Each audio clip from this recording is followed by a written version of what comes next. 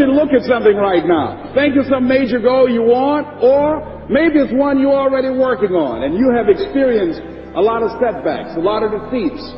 You've experienced a lot of disappointment.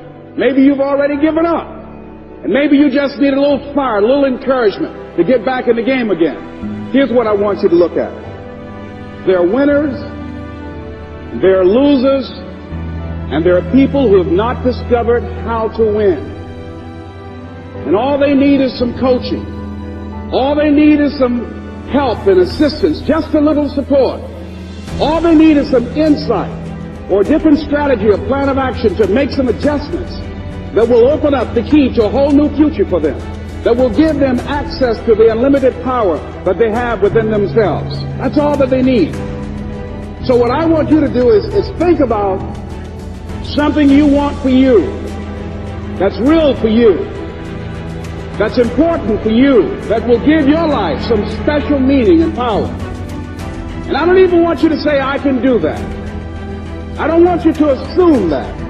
See, 5 years ago, when I started out in this area, I would not have been able to make the mental leap that I would be up to where I am right now. I don't want you to begin to just psych yourself out. No. I want you to be able to say something to yourself that will enable you to maintain a level of integrity with yourself. That when you say this, even when you face tremendous setbacks, it will be a benchmark to keep you in the game, to keep you moving forward and experimenting and readjusting your strategy and your plan of action, continuously looking for ways to win. So what is that something? When you got an idea you want to move on, you might not have the money, you might not have the education, you might not have the support or the resources you need. What is that something that can keep us going, that will enable us to act on our dream? What's one of those keys that will begin to help us to discover the secrets to our dream? Here's what I want you to repeat after me, please, with power and conviction. Say, it's possible. That's all I want you to do when you look at your dream. Just say to yourself every day, it's possible. Just say that every day to yourself, it's possible. Because what does that do? See, it begins to change your belief system. See, the way in which we operate, ladies and gentlemen, it's a manifestation of what we believe, what's possible for us. Whatever you've done up to this point, all that it really is a duplication, it's a reproduction of what you believe subconsciously that you deserve and what's possible for your life. Most people operate out of their personal history, out of their memory, things they've done, things they've experienced, things they've seen, things that they have observed. What I'm suggesting that you operate out of a larger vision of yourself. I want you to see yourself doing what you want to do, experiencing what you want to experience, having what you want to have, doing what it is that gives your life some meaning and value. Operate out of your imagination, not your memory. Because whenever you look at where you want to go, I'm wanting to warn you, you will have some conversation back here after you go through the data that you've experienced in life saying you can't do it. And so what you want to begin to do is ignore that inner conversation. Well, most people, ladies and gentlemen, when something happens to them, what they do is they begin to believe that that's the way it is. That's the way it's always been. And they can't see the possibility of it being any different. Example.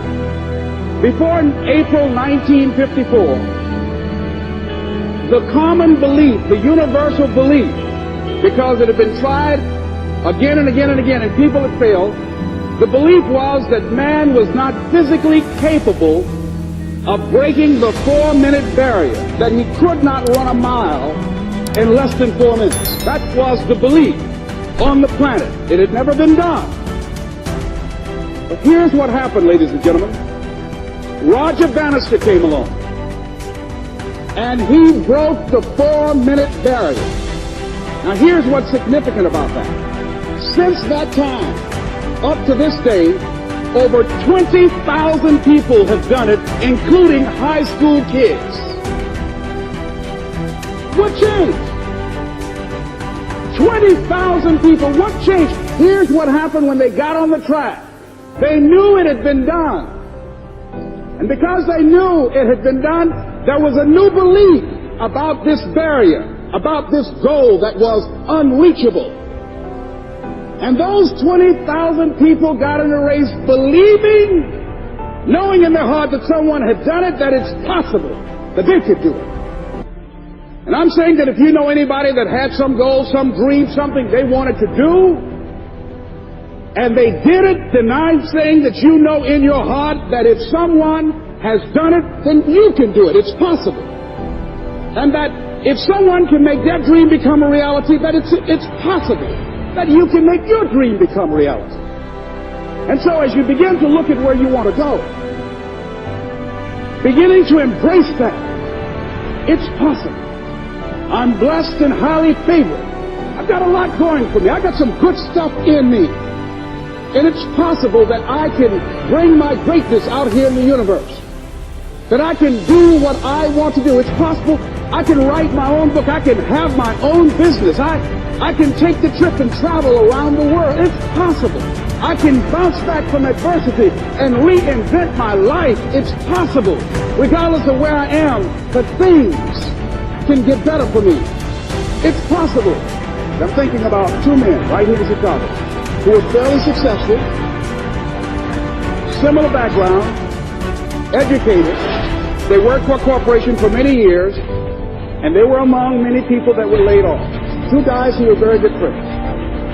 One went out looking for a job for several weeks along with the other one, and they faced disappointment and rejection again and again and again. They couldn't find any work, which is the story of many people across this country. One guy stopped. He became discouraged. He stopped going.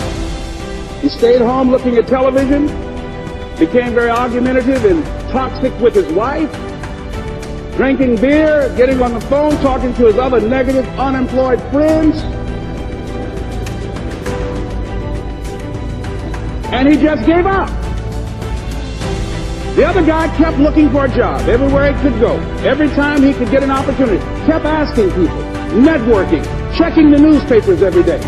Kept going everywhere he could, trying to find a job. You have too much education. You're overqualified. You won't be here long enough. He kept going. He kept going. He went to a place and said, look here, I tell you what, if you can't hire me, and I know you can use my talents, abilities, and skills, I don't want to sit home and do nothing. Just let me do some volunteer work. You don't have to give me anything, all right? I just want to work. I want to be busy. The guy said, okay, it's on you now, but don't expect me to give you anything. It's okay. This guy came in and worked. He was the first one there. The last one to leave was the best employee there. About 4 weeks later, one of the top managers quit. They were looking for a replacement. Guess who they selected? This other guy. This guy who was volunteering his time. He got the job. What was the difference between the two men? Eyesight and mindsight. Eyesight is judging on what you see. Judging according to appearances. But mindsight is how you interpret what you see. One guy said, it's not possible, it's over, I'm finished. I can't do it. I can't make it. He surrendered. I've faced rejection again and again. I'm not going anymore. There are no jobs out there. But this other guy, he felt that in spite of the no's and rejections, in spite of how bad the economy is, in spite of what the newspapers are saying, that it's possible that somebody somewhere will give me a job. He just kept going, thinking it was possible. And guess what, ladies and gentlemen? That's what we have to do with our dreams. We'll be right back.